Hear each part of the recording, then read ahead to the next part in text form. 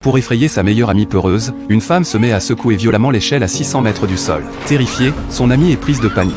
Mais ce qu'elles ignorent, c'est que les secousses ont progressivement fait sortir les clous fixant l'échelle. Une fois au sommet, elles prennent des photos, ravies, sans se douter qu'elles sont désormais piégées sur cette tour vertigineuse. Au moment de redescendre, le drame survient, l'échelle se détache brusquement. Xiao Bei manque de chuter dans le vide, mais heureusement, Nia attrape une corde juste à temps. Pour la sauver, elle l'enroule autour d'un poteau et tire de toutes ses forces, tandis que Xiao Bei tente prudemment de grimper. Soudain, Nia glisse, et Xiao Bei retombe violemment. Par chance, elle parvient à bloquer l'échelle avec ses pieds, évitant ainsi le pire. Après un effort intense, elle rejoint enfin la plateforme, mais reste sous le choc.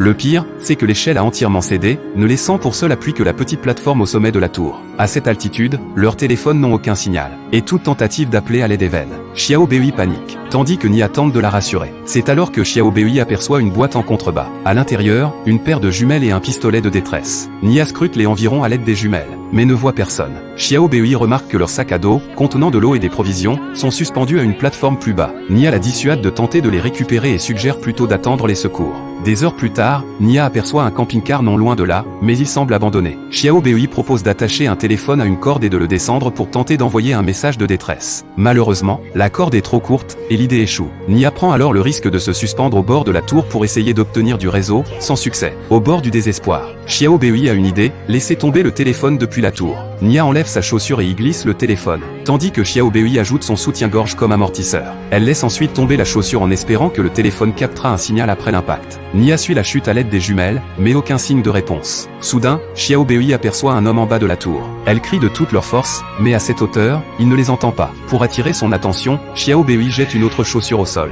Malheureusement, elle percute une structure métallique, n'attirant que le chien de l'homme. Ce dernier ramasse la chaussure, regarde autour de lui, puis repart comme si de rien n'était. Ne voulant pas laisser passer cette dernière chance, Xiao Bei sort le pistolet de détresse. Mais Nia l'arrête, l'homme ne regarde pas dans leur direction. Nia observe que des personnes près du camping-car semblent préparer un barbecue. Elle décide donc d'attendre la nuit pour tirer la fusée de détresse. Lorsque la nuit tombe, Xiao Bei appuie sur la gâchette, mais le pistolet s'enraye. Paniquée, elle recommence. Cette fois, la fusée s'envole enfin, illuminant le ciel. L'homme et ses amis lèvent la tête et les aperçoivent enfin, convaincus d'être sauvés. Xiao Bei et Nia explosent de joie. Mais à leur grande stupeur, l'homme s'approche du camping-car, force la serrure avec un pied de biche, vole le véhicule et leur adresse un doigt d'honneur avant de disparaître dans la nuit.